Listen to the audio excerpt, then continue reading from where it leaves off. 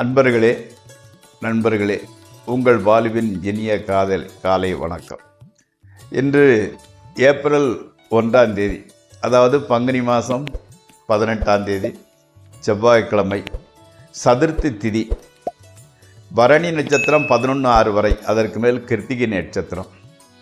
சாயங்காலம் 4:30 வரை கன்னியா ராசிக்காரர்களுக்கு சந்திராஷ்டமம். அதற்கு மேல் துளாராசிக்காரர்களுக்கு சந்திராஷ்டமம் வரும்.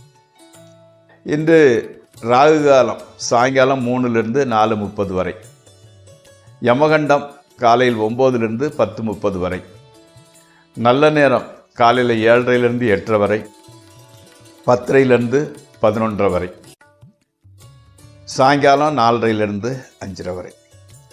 இன்று நீங்கள் அணியக்கூடிய உடையின் நிறம், அதை போடக்கூடிய சட்னோட கலர் சிவப்பு. தவிர்க்க வேண்டியது பழுப்பு கலர், அந்த சரளைக்கல் துருக்கல்னு சொல்லுவாங்கள்ல, அந்த கலரு.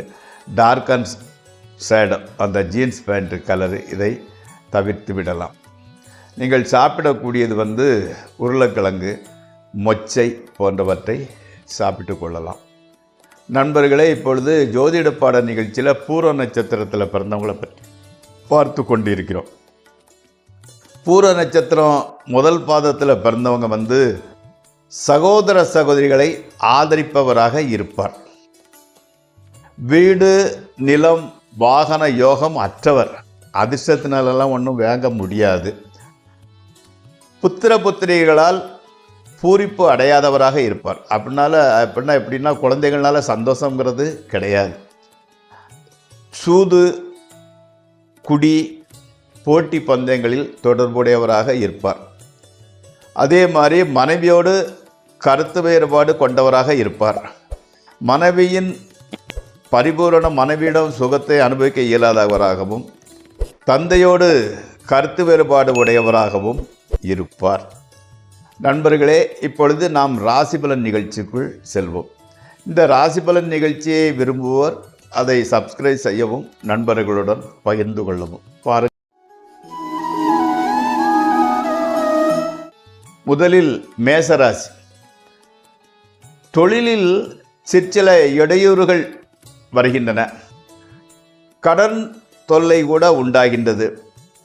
உடல் நலத்தில் கொஞ்சம் கவனம் எடுத்துக்கொள்ளுங்கள். காலில் பித்த வெடிப்பு வர்றது, அதே மாதிரி ஸ்கின் அலர்ஜி போன்றவைகள் தொல்லை தரும். கணவன் மனைவி உறவு ஓரளவு சகித்து கொள்ளக்கூடிய அளவில், குறை சொல்லக்கூடாத அளவில் இருக்கிறது. அடுத்து ரிஷபராசி. புது வாகனம் வாங்க ஒரு வாய்ப்பு ஏற்படுகிறது. தொழிலில் முன்னேற்றம், மன அமைதி உண்டாகின்றது. புதிய நண்பர்கள் கிடைக்கின்றார்கள். வேலை இல்லாதவர்களுக்கு வேலை வாய்ப்பு, வேலையில் உள்ளவர்களுக்கு பதவி உயர்வு, வேலை மாற்றல் முதலிய பலன்கள் உண்டாகின்றன. ஸ்பெக்குலேஷன் ட்ரேடிங்கில் சிறிதளவே லாபம் கிடைக்கிறது. அடுத்து மிதுன ராசி. பொருள் வரவு ஓரளவு பரவாயில்லை, நன்றாயிருக்கிறது. சேமிக்க வேண்டும் என்ற எண்ணம் ஏற்படுகிறது.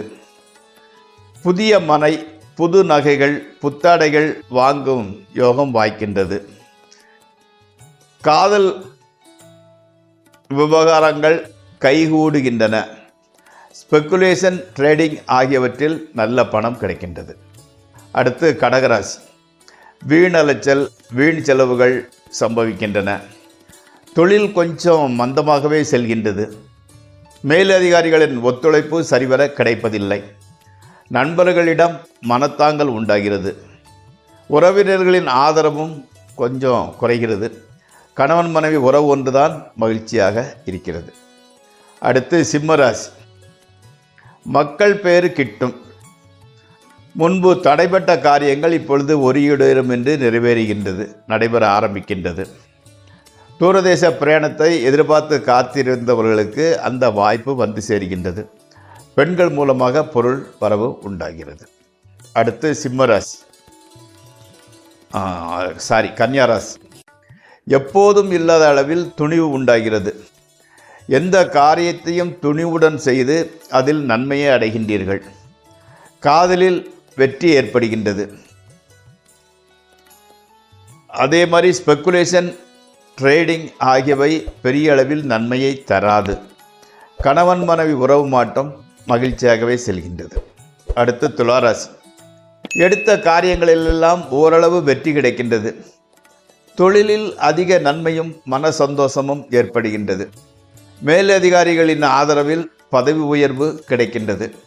வீடு, வாசல், நிலபுலன்கள், சொத்து சுகம் கிட்டும். விருந்துகள் நடக்கின்றன. ட்ரேடிங், ஸ்பெக்குலேஷன் ஆகியவற்றில் நல்ல பலன்கள் வருகின்றது. அடுத்து விருச்சிக ராசி. மனைவி மக்களால் தொல்லை, வீண் மனக்கவலை ஆகியவை ஏற்படுகின்றன. இடம் விட்டு இடம் மாற நேரிடலாம். தீயவர்களின் நட்பும் தீய காரியங்களில் மனதை ஈடுபடுத்தலும் அதனால் பொருள் விரயமும் உண்டாகக்கூடும். பிறர் மாத சேர்க்கை ஏற்படலாம். எச்சரிக்கையாக இருந்து கொள்ளுங்கள். அடுத்து தனுசு ராசி. தனதானிய விருத்தி, நண்பர்கள் உறவினர்களினால் உதவி, பணவரவு ஆகியவை கிட்டும்.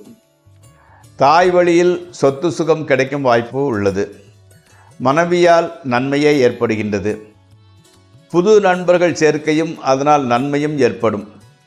தொட்டதெல்லாம் பொன்னாகும் என்ற சொல்லக்கூடிய சமயம் இது. கொஞ்சம் உஷாராக நடந்து கொண்டால் ஓரளவு வசதி வாய்ப்பை பெற்றுக்கொள்ளலாம். அடுத்து மகர ராசி. வரவைப் போலவே செலவும் அதிகமாக இருக்கின்றது. நண்பர்கள் உறவினர்களிடமிருந்து பணவரவு கிடைக்கின்றது. குடும்பத்தில் சுபகாரியம் ஏற்படுகிறது. ஏதாவது நடைபெறப் போகிறது. கணவன் மனைவி உறவு மாத்திரம் மகிழ்ச்சி அளிப்பதாகவே இருக்கிறது. வெளியூர் பிரயாணங்களினால் பணவரையுமே உண்டாகிறது. ஸோ அதை தவிர்த்து விடுவது நல்லது. அடுத்து கும்பராசி. தொழில் கெட்ட பெயர், நஷ்டம், அதனால் மனதில் ஒரு பய உணர்வு உண்டாகின்றது. பெண்களால் பணவரயம் ஏற்படுகின்றது. பெற்றோரின் உடல்நிலை கூட சற்று பாதிப்புக்குள்ளாகிறது. மனைவி மக்கள் காரணமாக கவலைகள் மறைந்து மகிழ்ச்சி கிடைக்கிறது. பணத்தட்டுப்பாடு நண்பர்கள் உறவினர்களின் உதவியால் குறைகின்றது. அடுத்து மீனராசி. மேலதிகாரிகளின் ஆதரவு குறைகின்றது. குடும்பத்தில் புதிய ஜீவன் தோன்றப் போகிற செய்தி மகிழ்ச்சியை தருகின்றது. பெற்றோர் உடல்நலம் நன்றபடியாகவே இருக்கிறது. கணவர் மனைவி உறவு கூட நன்றாகவே செல்கிறது. மக்களால் செலவுகளும் கவலைகளும் ஏற்படுகின்றன. தீயவர் நட்பு ஏற்படக்கூடும். கொஞ்சம் எச்சரிக்கையாக பழகுங்கள். நண்பர்களே, இந்த ராசி பலன் நிகழ்ச்சி இத்துடன் முடிவடைகிறது.